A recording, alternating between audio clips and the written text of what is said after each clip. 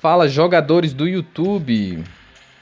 Vamos lá, hoje eu vou estar trazendo para vocês aqui a segunda edição do Nosferatu, lançado pela Conclave.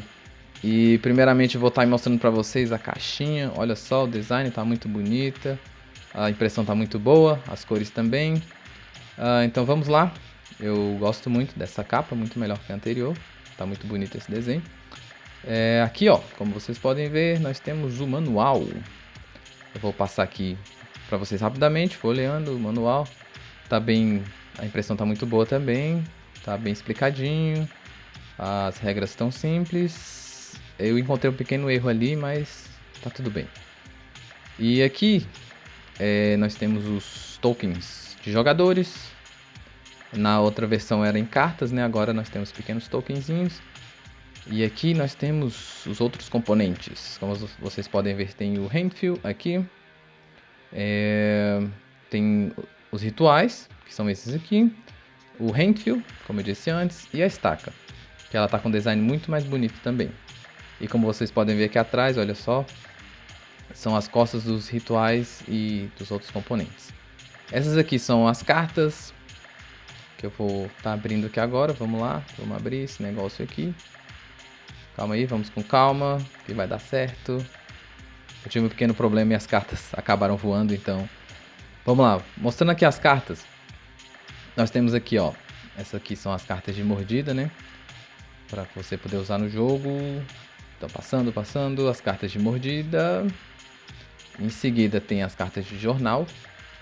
Eu acho que as cartas estão um pouco fora de ordem, porque elas caíram, mas tá tudo bem. Nada que dificulte a nossa compreensão. Aqui tem as cartas de ritual, que são muito bonitas também. Eu gostei bastante delas. Novamente a carta de jornal, né? E a carta de aurora, que acabou de passar. A carta de noite, as cartas da noite. E basicamente é isso. Então é isso aí, vamos agora para a explicação das regras. Aproveitem! Então vamos lá, pessoal. Eu vou estar explicando para vocês hoje as regras da segunda edição do Nosferatu. As regras aqui serão de 5 a 8 jogadores. Para 4, 9 e 10 jogadores, as regras sofrem algumas variações. Eu vou falar um pouco delas lá no final. Esses são os tokens de jogador e aqui embaixo são os tokens de ritual e a estaca. Para preparar o jogo, primeiramente pegamos a quantidade de jogadores, nesse caso serão 5, então pegamos 3 caçadores, o Handfill e escolhemos um vampiro. Tanto faz se for um vampiro masculino ou um feminino. Eu vou pegar o vampiro feminino nesse caso. Em seguida nós vamos embaralhar os tokens. É claro, menos o Handfill, porque o Handfill não precisa ser embaralhado. E depois que a gente embaralhar os tokens, o Handfill distribui para os jogadores da mesa. Ele vai saber o que cada jogador é. Nesse caso, o objetivo do Handfill é ajudar o vampiro a vencer. O Handfill terá o domínio da estaca em cada rodada e vai selecionar para quem irá a estaca. Depois de fazer isso, iremos distribuir 2 cartas para cada jogador. Existem 4 tipos de carta e mais uma especial. São elas, essa daqui que é a carta de ritual, tem essa daqui que é a carta de mordida e existe também mais uma carta que é a carta de jornal, que é essa daqui. E as cartas de noite, que é... Cadê? São essas daqui. Essas são as cartas de noite. Vamos lá. E, além disso, existe uma carta especial, que é a carta de aurora, que é essa daqui. Aqui, a carta da aurora. Então, após a gente entregar as 2 cartas, quem estiver jogando com Handfill vai pegar a carta de aurora, mais a quantidade de cartas de noite igual a quantidade de jogadores e adicionar o que eles chamam de relógio. Feito isso, essas cartas ficarão no controle de Handfill. Vou mencionar aqui mais cartas de noite. Adicionar mais uma. Cadê? Precisamos de 5 cartas de noite, mais a carta de aurora. Feito isso, essas cartas ficarão no controle de Handfill. E ele tira uma no final de cada turno do jogador. Se sair Aurora, o turno acaba. Enquanto estiver saindo noite, o turno continua. Após dar 2 cartas para cada jogador e distribuir os personagens, o Renfield começa com a estaca. Ele decide a pessoa que porta a estaca na primeira rodada. Vamos supor que o jogador que ele vai começar é esse aqui. Ele tem 2 cartas, então vamos ver aqui quais são as cartas dele. São 2 mordidas. Então ele vai sacar mais 2 cartas do deck e adicionar na mão dele. Vamos lá, mais 2. Nesse caso, o que acontece? São 2 cartas que favorecem o vampiro também, são 2 noites. Então esse jogador especificamente está com a mão ruim porque ele é um caçador. Ele tem 2 noites e 2 cartas de mordida. Explicando aqui rapidamente como o jogo acaba. O vampiro, para o vampiro ganhar, ele precisa colocar 5 mordidas no jogo. Quem porta a estaca tem a possibilidade de estacar alguém, certo? Neste caso, se ele estacar a pessoa, certo, os caçadores vencem. Se ele estacar outro caçador, o vampiro e o grupo do mal vencem. Voltando agora para as cartas na mão desse jogador. Qual é a ação dele? Ele precisa jogar uma carta em aberto para que todos vejam. Então vamos lá, jogar aqui uma carta de mordida em aberto. Essa carta não vai ter efeito. Ela vai ser descarte e todos vão ver. Em seguida, ele joga uma carta virada para baixo por Renfield.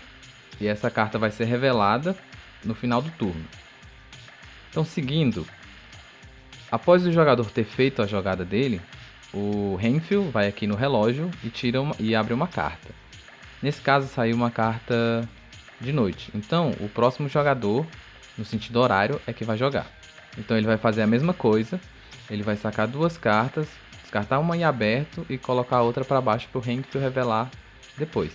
Então vamos sacar aqui uma e colocamos para o Renfield revelar depois.